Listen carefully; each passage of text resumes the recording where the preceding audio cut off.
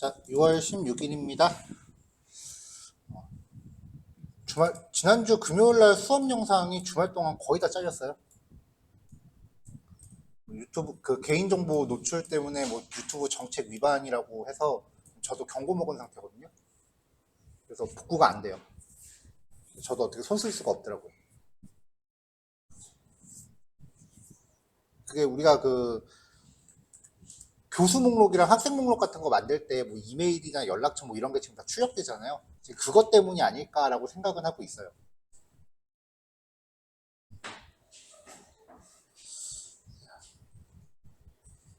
예제를 바꿔야 되나? 자, 지금 요거는 우리가 전에 만들었었던 자바스크립트 HTML 페이지예요.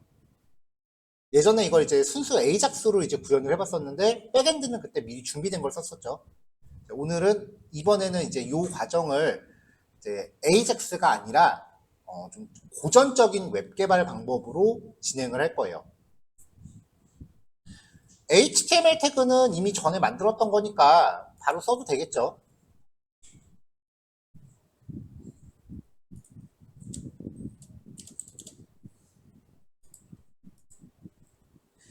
자, 그래서 get mapping 한 다음에 그래서 디파트먼트 밑에 add라는 페이지로 넘어가는 페이지를 만들게요.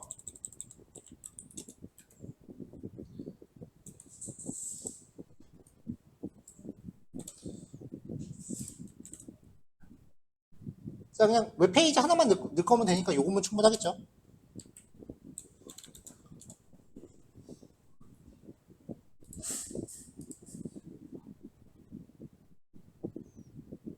야, 왜 영어로 나오니? 한글로 나와야지.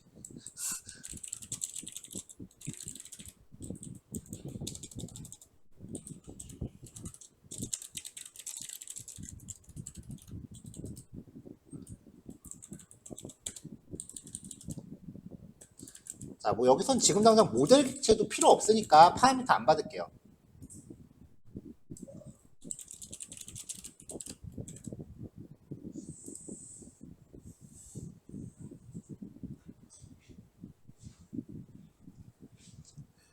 자, 디파트먼트의 index.html을 보면은 여기 아래쪽에 신규 학과 등록이라고 해서 링크를 만들어둔 게 있었잖아요.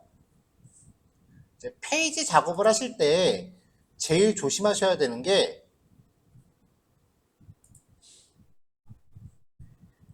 HTML끼리 링크를 거는 게 아니에요. HTML 페이지에서 컨트롤러에 적용되어 있는 주소로 링크를 거는 거예요.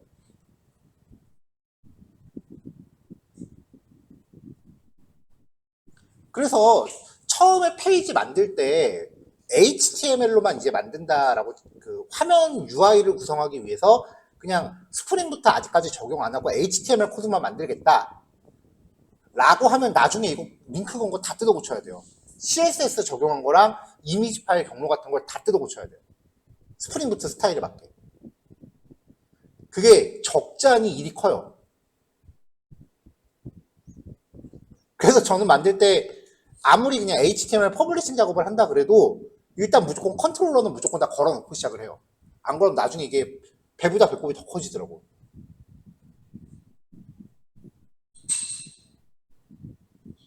내가 진짜 토시 하나 안 빼놓고 이거 꼼꼼하게 다 수정할 수 있다 라고 하면은 되겠지만 사람이 그게 쉽나. 뭔가 몇 개는 빼먹을 거고요.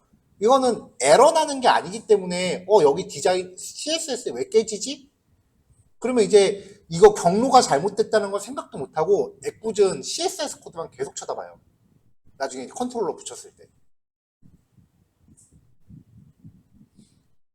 그래서 애당초 그냥 작업할 때 컨트롤러 이렇게 빈 컨트롤러 만들어 놓고 컨트롤러가 뷰를 호출하게끔 이제 시작해 놓고 HTML 작업하는 게 차라리 나중에 추가적인 작업을 없앨 수 있어요.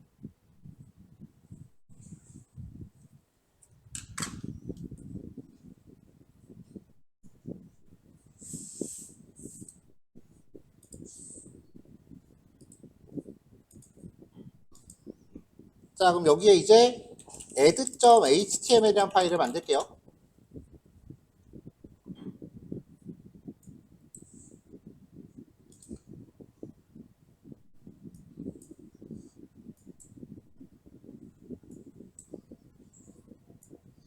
자, 기본적인 구조는 똑같이 가져오면 되겠죠.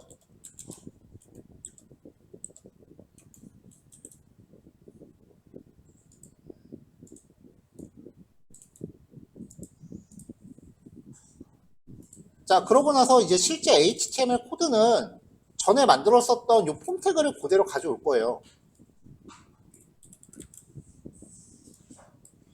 굳이 또 만들 필요 없잖아요. 그렇죠? 어차피 내용은 같은 거니까.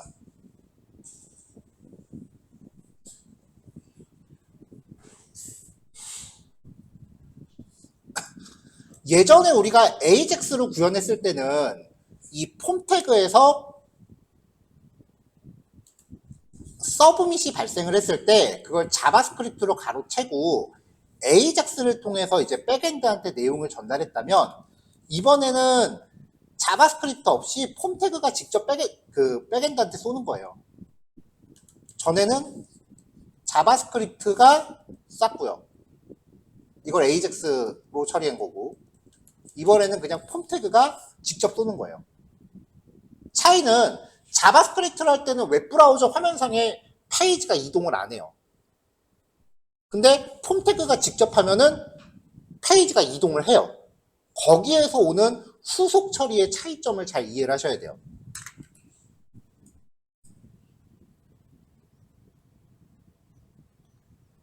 자, 쭉 만들어 놨으니까 이제 그런 폼 태그에 액션하고 메소드가 필요한 거죠. 디파트먼트 add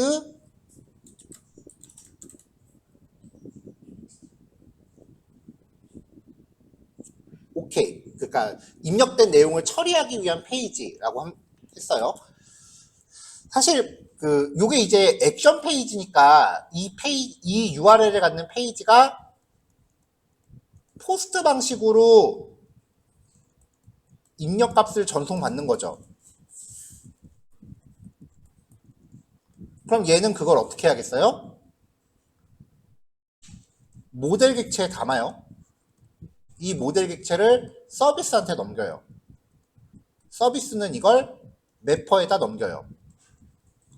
매퍼는 이걸 DB에다가 무슨 쿼리? 데이터 저장이니까 인설트 쿼리.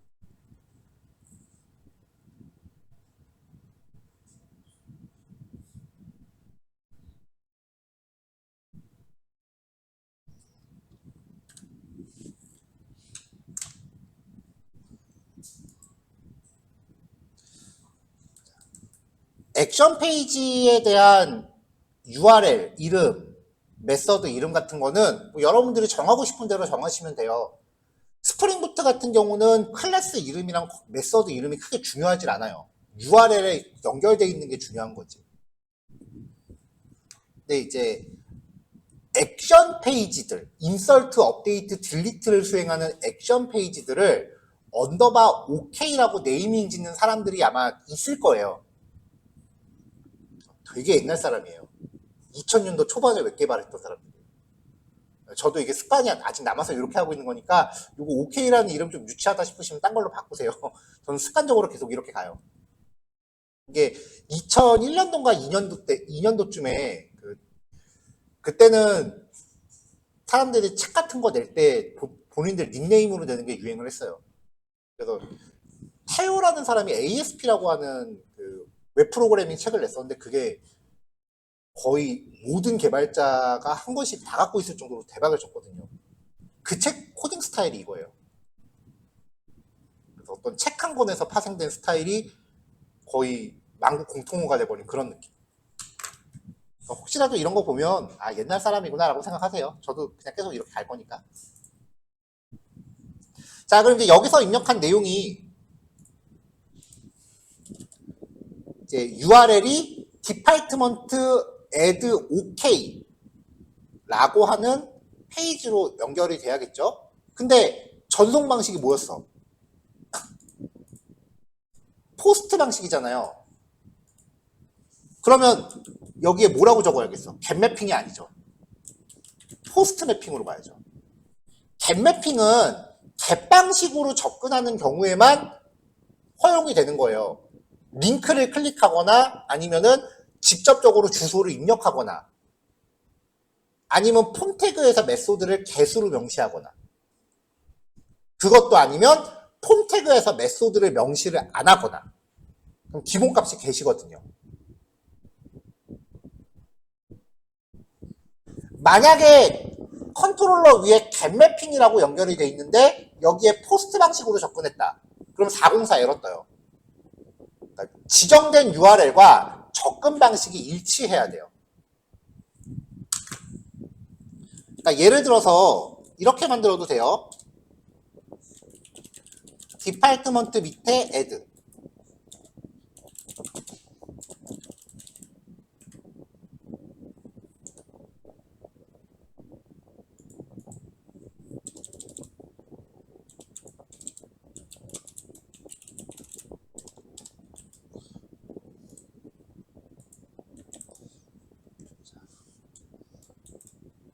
자, 뭐 이런 식으로 이제 했단 말이에요. 그러면 지금 URL이 똑같죠? URL이 똑같은데 접근 방식이 다르면 사실상 다른 페이지예요. 그러니까 하나의 URL에 그 HTTP 접근 방식이 get이냐 post냐에 따라서 메서드가 선택적으로 실행이 돼요. 그러니까 하나의 URL이 결과적으로는 get, post, put, delete까지 총 4개의 메서드에 연결될 수 있어요. 그게 REST풀이거든요.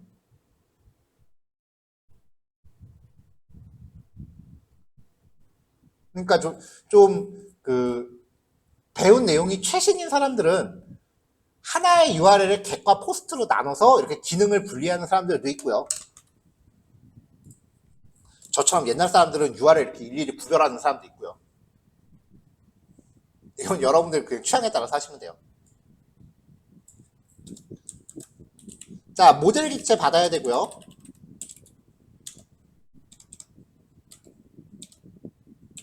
자, 그 다음에 이제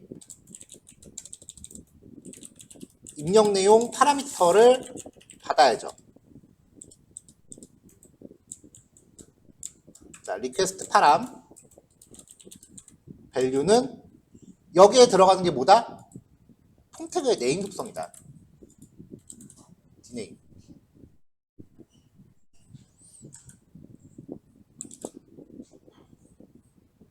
자, 여기서 이제 내가 학과 이름이 필수 항목이기 때문에 이거를 required true로 걸었다.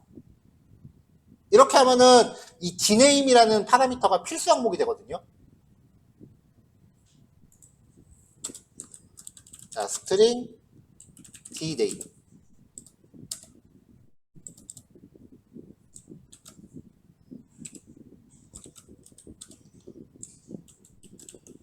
리퀘스트 파람 밸류는 log required true. 스트링 타입의 log.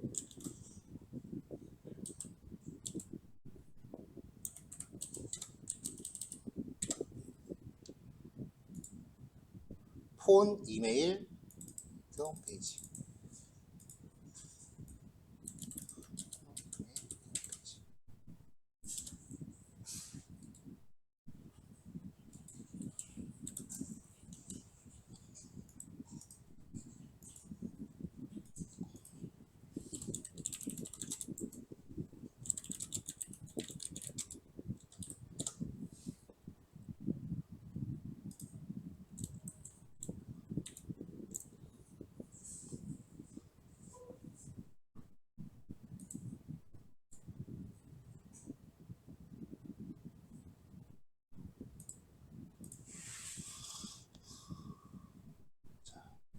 자, 그럼 나머지 것들 이름 맞춰서 세팅해 볼게요.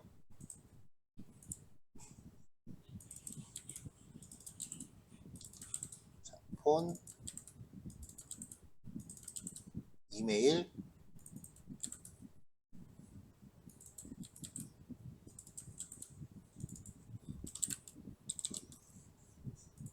설립 연도,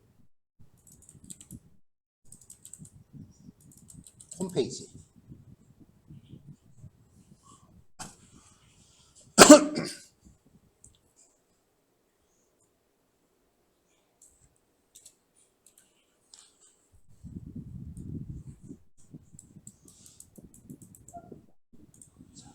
자, 이렇게 파라미터가 들어왔단 말이에요. 그러면 이거를 이제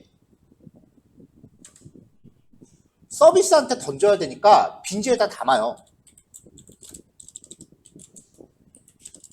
파라미터를 서비스 객체에 전달하기 위해 모델 객체로 모델 객체에 저장을 해요. 그러면 디파트먼트 타입의 아웃풋은 디파트먼트 서비스 점 add 아이템 해서 인풋 넣어주면 되죠. 테스트까지 다 끝났잖아. 자, 그럼 이제 add 아이템에 try catch 넣으라고 했으니까 try catch로 둘러싸주면 되겠죠. 자, 그럼 여기서 에러가 났다. 웹헬퍼 서버 에러라고 하면서 이 객체 던져주면 되고요.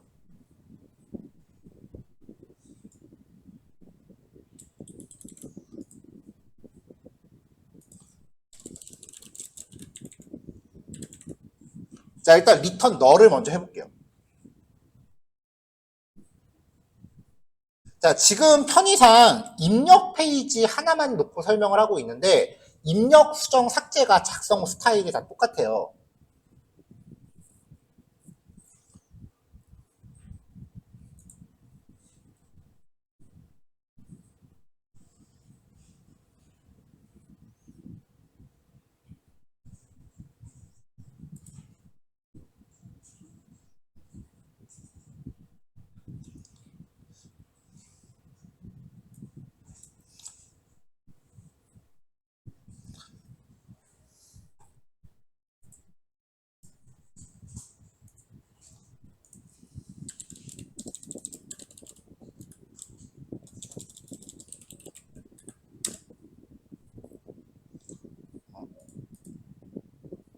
아, 디팔트먼트구나. 디팔트먼트.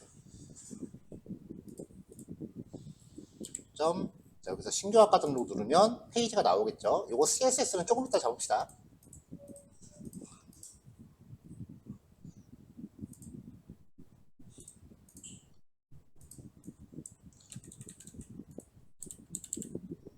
자, 뭐 대충 이렇게 입력하고서 몇 개를 빼놓고 전송을 눌러볼게요. 아, 일단은 그냥 다 입력한 다음에 정상 작동하는 걸 보고 해볼까요? 자, 이렇게 해서 등록을 합니다.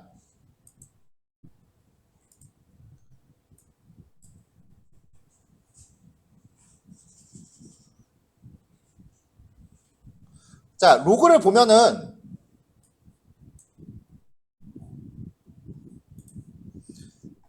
디파트먼트 밑에 add ok라는 페이지로 접근이 됐고요. 우리가 로그를 통해서 전달되는 파라미터들이 먼저 이렇게 다 기록이 되게끔 만들어 놨잖아요.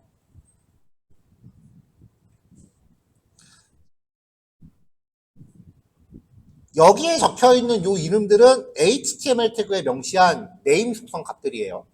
그리고 뒤에 있는 거는 직접 입력한 거고. 값들 잘 전달됐어. 그래서 이거를 자바 빈지로 묶었단 말이에요. 그래서 인설트 했더니 인설트 문이 수행됐고요. 인설트 문 이렇게 잘 들어갔죠. 그리고 한 개의 데이터가 저장됐다라고 나오고 504번 데이터가 인설트 됐대요. 그 다음에 우리가 서비스 쪽에 만들어 놓은 게 이 504번이라는 값을 받아서 바로 저장된 데이터를 조회하는 것까지 해놨어. 그래서 504번 데이터가 조회된 결과가 그대로 뜬 거죠.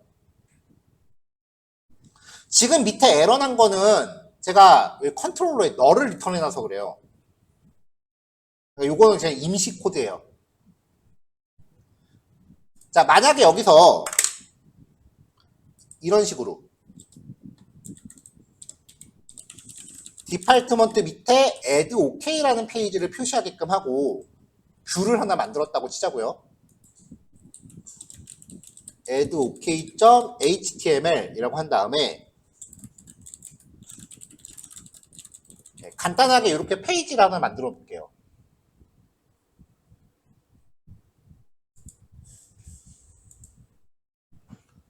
그러면은 이 컨트롤러가 데이터를 저장을 쭉 한 다음에 저장 완료되었습니다라고 보여주는 결과 페이지를 보여주겠죠.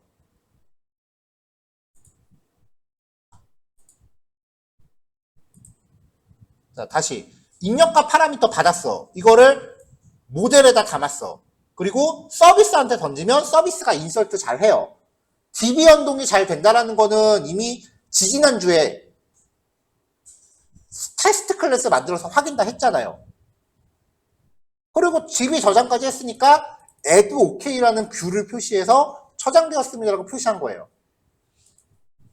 이렇게 구현했을 때 문제점을 보자는 거예요. 자, 다시 등록할게요. 저장되었습니다 나왔죠. 지금 이 페이지인 거죠. 이게 왜 문제냐면은 자바스크립트에서도 이거랑 똑같은 설명한 바 있습니다. 여기서 새로 고침하면 컨트롤러를 처음부터 다시 타는 거예요. 새로 고침하면은 여기서 요 계속 버튼을 누르는 순간 요 루틴을 처음부터 다시 타. 이게 지금 뭐 하는 처리야? 데이터 저장하는 처리잖아요. 데이터가 중복 저장된다는 거지.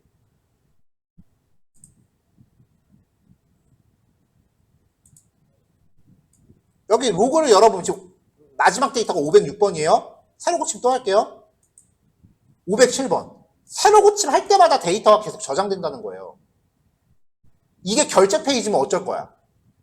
중복 결제가 발생할 거 아니에요. 땡큐라는 거지 그러면. 여러분 그거 소송각이에요. 개발자가 코드 잘못 짜갖고 진짜 소보원에 고발되거나 소송 가는 경우 진짜 많아요.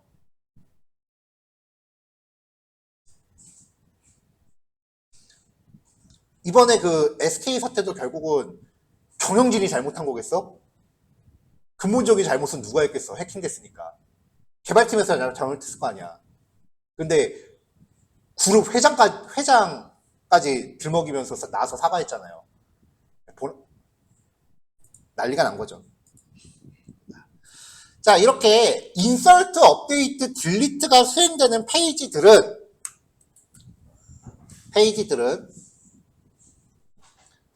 데이터가 중복으로 처리될 가능성이 있으니까 여기에 머물러 있으면 안 돼요. 냅다 다른 페이지로 톡 떼야 돼. 그게 핵심. 인서트, 업데이트, 딜리트의 첫 번째 핵심은 데이터 중복 처리를 위해서 처리가 끝나고 냅다 다른 페이지로 도망가야 된다요. 여기에 머물러 있으면 안 돼. 절대로.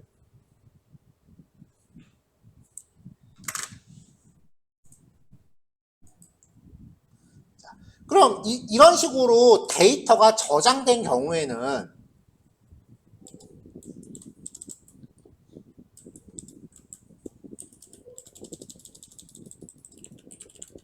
리다이렉트 디파트먼트 밑에 뷰라는 페이지로 넘겨주면 되고요. 자, 상세 페이지를 보여줘야 되는 건데 상세 페이지는 단일행 조회죠. 그러니까 어떤 데이터를 조회해야 되는지에 대한 파라미터를 넘겨줘야 돼요. 그러니까 한 건이 나오게 하기 위해서 셀렉트 문에 where 쓸 값을 전달해 줘야 돼. 조금 전에 저장한 데이터가.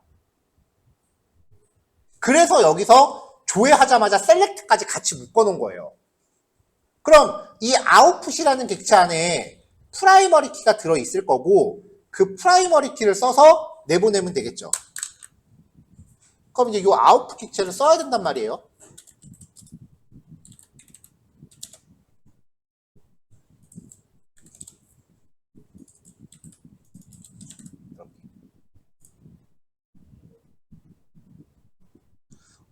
요거 이제 또 조금 있다가 질문 나올까봐 미리 얘기하는데 사실 지금 이런 스타일의 처리라고 하면은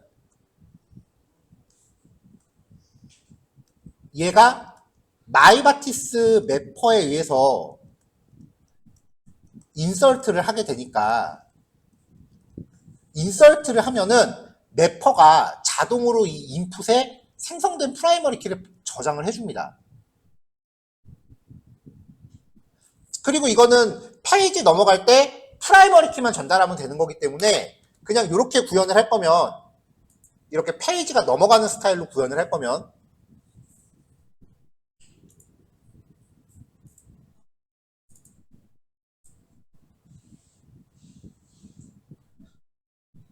애드 어디 갔어?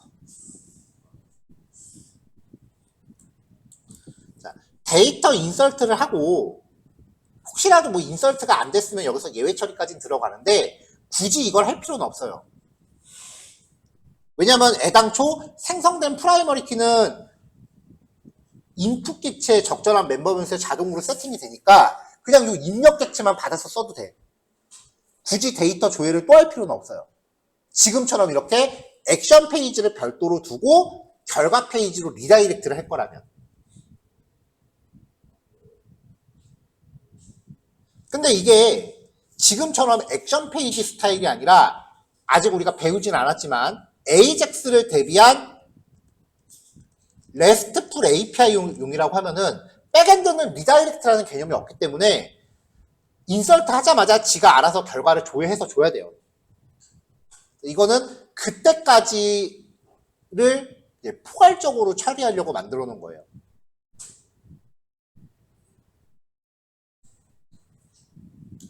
왜냐면 저는 인설트, 업데이트, 딜리트는 실제로 제 개인 작업할 때는 무조건 AJAX로 해요.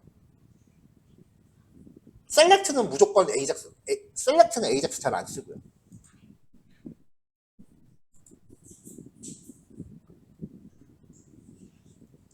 자, 이렇게 하면 이제 결과 페이지로 넘어간다라는 건데 지금 우리가 만들어 놓은 게 뷰라는 이름의 페이지는 없잖아요. 그러니까 지금 여기서 리다이렉트가 발생하면은 404 에러가 뜰 거야. 자, 디파트먼트 밑에 뷰 밑에 509번 데이터를 조회하겠습니다. 라고 들어왔는데 아직 안 만들었으니까 404 뜬 거죠.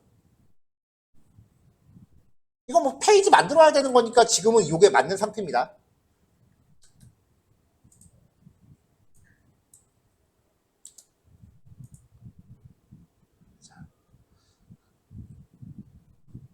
자, 그 다음에 제가 여기 모든 입력값을 required true로 해놨단 말이에요.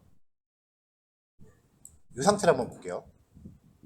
위치랑 학과 이름 입력을 안 해볼게.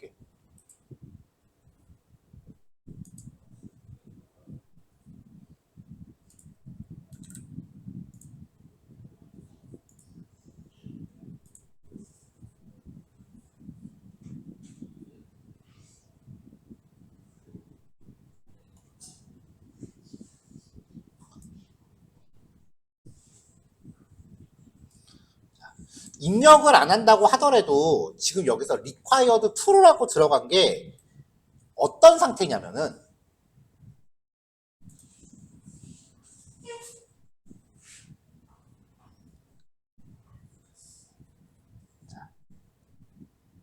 제가 지금 학과 이름과 위치를 입력을 안 했단 말이에요.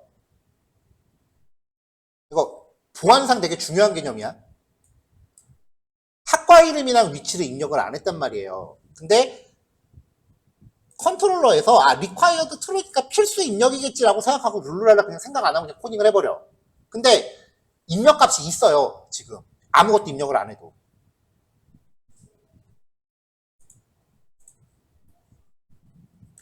문제없이 결과 페이지까지 넘어왔잖아. 저장이 됐다는 얘기거든요. 실제로 로고 보면은 데이터 510번 저장됐어요.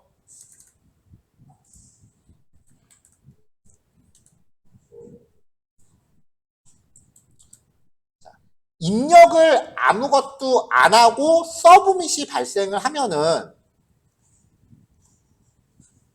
여기에 저장되는 값들은 빈 문자열로 저장이 됩니다. 빈 문자열은 값이 있는 거다 없는 거다? 있는 거예요. 메모리 할당이 된 거야 이것도. 그래서 required가 이거 검증을 못 해요. required가 검증을 하려면 아예 input 태그에 dname과 log이라는 이름의 태그 자체가 없어야 돼. 그러니까 원하는 상태가 아니라는 거죠.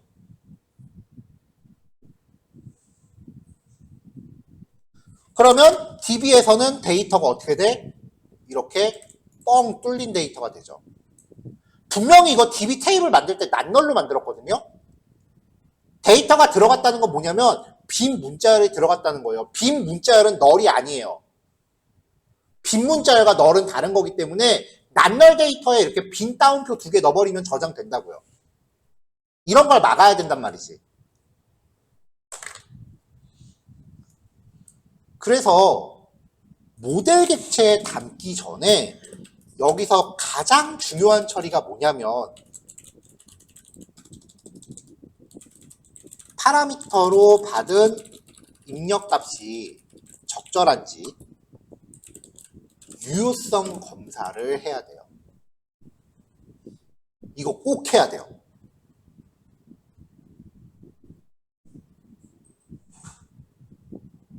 자, 시간 됐으니까 잠깐 쉬었다가 다음 표시 여기서부터 이어서 할게요.